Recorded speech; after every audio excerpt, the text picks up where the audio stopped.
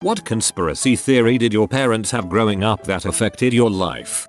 My mom always made me cover my eyes during the please silence your cell phone part before a movie because she said it contained subliminal messaging that would make me spend more money, drink more soda, etc. Didn't affect my life much except my friends thought I was weird when I would duck and cover in a panic before a movie started. My mom bought into the whole satanic messages hidden in rock songs stuff, and both my mom and dad were at some point convinced that magic cards, Magic, the Gathering, the trading card game, were used as a gateway to the dark arts. Back then, booster packs came with these little deck building guides. I had one for how to build the deck of Eternal Damnation, with gems like black magic destroys creatures outright, and red magic will inflict damage, and they forced me to get rid of my cards. Although I was sufficiently late to MTG that I didn't have any of the classic valuable famous cards like Black Lotus, the various Mox cards, or Birds of Paradise. Got you beat. My mom threw away Final Fantasy VII because the case had a picture of Sephiroth standing in fire. She literally said that only the devil can stand in flames and not be hurt, and threw the discs away in front of me. She didn't have anything against Big Pharma, but my mother wasn't as convinced that natural remedies work better than actual medicine. We saw doctors, but instead of filling prescriptions we would go to GNC to get ginkgo biloba and turmeric. My mom wouldn't let me read the Harry Potter books because the spells might be real magical words, and as a Christian, I wasn't allowed to let the devil in like that. That was the only reason I couldn't read them, and I read plenty of other fictional works. If I curse I'll have a black tongue, so I never did, until I saw people who cursed a lot and didn't have a black tongue. It's true, chow dogs curse like sailors. My parents were certain that the world was ending soon. The scenario would change based on whatever was hot at the time, comets, Y2K, riots, Antichrist, etc. I still have trouble making real plans cause what's the point if I'm gonna be dead raptured running a post-apocalyptic gang? Your parents reminded me of a story that always makes me cringe. A girl broke up with her fiancé in 2011 because the world was ending in 2012 and she didn't want her children to be part of the end. God, I hope she wakes up everything with the knowledge that she is a dumbass. Mum thought Pokemon stood for Pocket Demon and wouldn't let me play it. It was until middle school, when I started doing the crap my parents wouldn't let me, that I realized that it was such a safe kiddie series. Sat them down and watched an episode of Pokemon and I got Pokemon Diamond for my birthday. I'm completely obsessed with the series now. I wish that I could have participated in the 90s Pokemon craze though. She wasn't too far off. Pokemon is a combination of pocket and monsters. I think my dad only believes in one conspiracy theory, and it only emerged after my sister and I were well past childhood. He thinks that Ramau brand suitcases are being targeted by rival luggage companies, who pay airport baggage handlers to damage the bags. That's why he spends money on more expensive alternative brands. I mean, sure, the quality is BIFL I suppose, but it's one of the dumbest freaking conspiracies I've ever heard of. This is now my favorite conspiracy theory. As a kid, I wasn't really a reader but had a good reading level that my mom tried everything to get me to read. One day she gives me the first Harry Potter book and I couldn't put it down. I became obsessed with it. This was around the time the first movie came out, so I got the trading cards, the games, and anything else related to the franchise. To when the fifth book comes out my mom buys it for me. I am in the midst of reading it, a repair guy comes over and informs my mom that he feels demons and a presence in the home. He asks my mom, is there anything Harry Potter related in the home? She says yes, and he advises her to get rid of it all so that he can bless the home. I stopped reading altogether and she was confused about it and tried to get me to read other books. It wasn't what I wanted and therefore I hated reading again. Also, as a result of this, I've only seen the first 3 Harry Potter movies and then the last 2. I have no recollection of what happens in the story, so I would like to see all of the movies in sequential order with no ads, so I'll pass on Freeform's Harry Potter marathons. I collected rocks when I was young. My mom threw away the pumice rocks I had from Hawaii when she felt an evil presence in my room. Hawaiian spirits were not to be messed with. Our pastor had to throw oil around our house before I could sleep in my room again.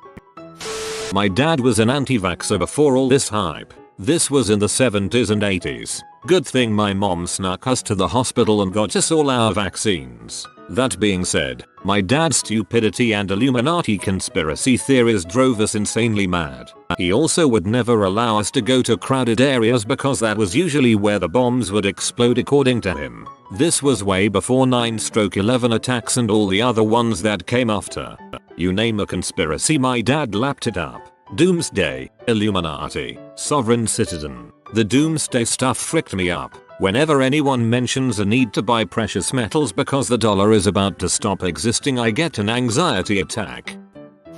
My father believes that all endangered species are a myth, especially polar bears. He is convinced that news of endangered species is some sort of convoluted plot by the liberals to use guilt to steal his hard-earned money. He isn't sure exactly how the liberals intend to profit from these animals, but he knows that they've got a plan. Let the bears pay the bear tax. I pay the homo tax. My dad is awaiting a terrorist attack where all power grids in the US are shut down, resulting in no electricity anywhere for a long period of time. Because of this, our basement is fully prepped as a survival shelter to evade the murders, looting, madness, etc. that will ensue. It's affected me in a way to always be prepared for anything, but has also instilled a nagging anxiety in me to expect the worst from everyone. On the bright side, if crap goes down, I'm set. Trick-or-treating was a no-go because my mum was sure that it was all poisonous. Even though there has literally never been a case of a stranger giving out contaminated candy. Purest paranoia. That if I don't cover my feet when sleeping or walk on cold water barefoot, I'll get sick. I've even had an ice bath and my mother still believes it. Not my dad though. I wasn't allowed to keep my cell phone in my pockets, but had to have it in my backpack or alike. My mother believed the cellular networks cause cancer conspiracy. I never got the 6 inches and thin clothes make a difference logic usually associated with that. Therapy and special ed classes makes you look incredibly dumb. I needed it more and more as I got older, but my parents refused. My mom used to threaten to take me to therapy as a punishment and it really fricked me up and made it hard for me to take that step when I needed it. I couldn't express my opinions about politics near my dad because he believed that the government was carefully watching us all the time because we are Muslim. I checked to see if that's true, then something Snowden. My parents are doomsday preppers, so I have this thing about having more stuff than I need in case of disaster. When in moderation, this is a pretty good thing, particularly if you live in a disaster-prone area, tornadoes in the Midwest, etc. The CDC, for example, has a variety of helpful guidelines on what to stock for a variety of disaster scenarios. Believed that microwaves irradiated food and removed all the nutrients. I know this to be false but still don't own a microwave. How this just jogged a memory I had completely forgotten. My dad was really strict about how near we stood to the microwave when it was on. He said he knew a chef that would lean on the kitchen microwave while it was working and it eventually cooked his arm from the inside out. Doctors and dentists don't know what they're talking about, only care about getting rich. Yeah, they all spend 8 years and $300k learning how to bulls people so they could get rich, right? Coincidentally, I just realized today that I never eat the very bottom of a banana. Growing up, I was always told not to eat it because that part held all of the toxins. Ask my friends about it. None of them ever heard such a ridiculous thing. Crap. Haha, I'm the same, but only 'cause the bottom is where the spider eggs are. Somehow, the food I didn't finish on my plate would make African kids die of starvation. I feel yeah, but it wasn't about the kids just dying but being appreciative and not taking advantage of the abundance that we have by being wasteful. My mom still firmly believes in the homosexual agenda and sees LGBT rights progress of the past few decades as moral decay. She threw away all our Disney VHS tapes when I was 9 because apparently the Disney Corporation is a big homosexual agenda supporter. She replaced our favorite movies with stuff she bought from Focus on the Family and Mormon family-friendly films. A bit of a downgrade, but with bonus brainwashing. There are few people she loathes more than Bill and Hillary Clinton, and they were also a big part of her gay agenda rants. She believes that when Bill was the governor of Arkansas, he knowingly sold HIV plus blood drawn from Arkansas prisoners to the Canadians. Also, perhaps obviously, anything related to HIV is also part of the gay agenda. None of her daughters were girly girls, but she spent our childhood doing a lot of gender policing of one of my sisters, trying to force her into dresses, combing and styling her hair, etc. That sister has indeed been seduced by the gay agenda, in that she is a lesbian. I'm convinced that my mom knew all along that this sister was gay, and it makes all the hateful crap she has spewed over the years so much worse. I do still love my mother and I know she's not a 100% awful person in her mind. All the hate is driven by love. There's a twisted logic to it, but her obsessive homophobia had a big part in destroying our family. You can imagine that the current political climate has not helped. My mom bought into the whole anti-vax deal for a while. As a result, I guess I believed in that for a while as a kid, but I dismissed it by the time I was in high school, so it didn't really affect me at all. My mother wouldn't let her kids accept the free fluoride treatments which were given to rural school kids in the 1960s and 70s. She said our daily use of a fluoride toothpaste was enough and that too much fluoride was a chemical exposure that shouldn't be trusted. So we were the only kids who sat in class singled out. I actually think my mother's resistance, right or wrong, taught me to think for yourself. Don't just accept authority and don't be afraid to take a stand, even if you are the only person. I forgot to add that my mother thought the government had some nefarious reason for pushing fluoride and putting it in drinking water.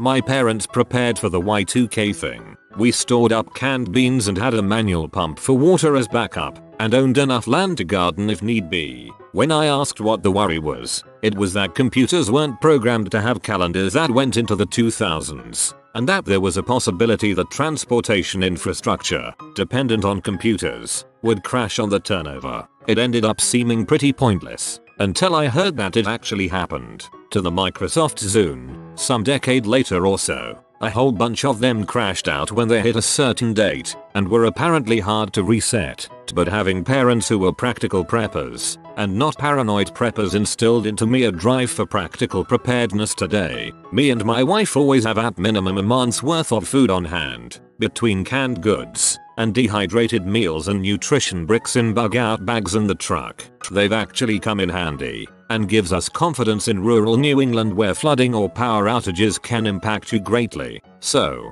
mine was a case of Y2K prepping parents instilling a positive outlook on prepping.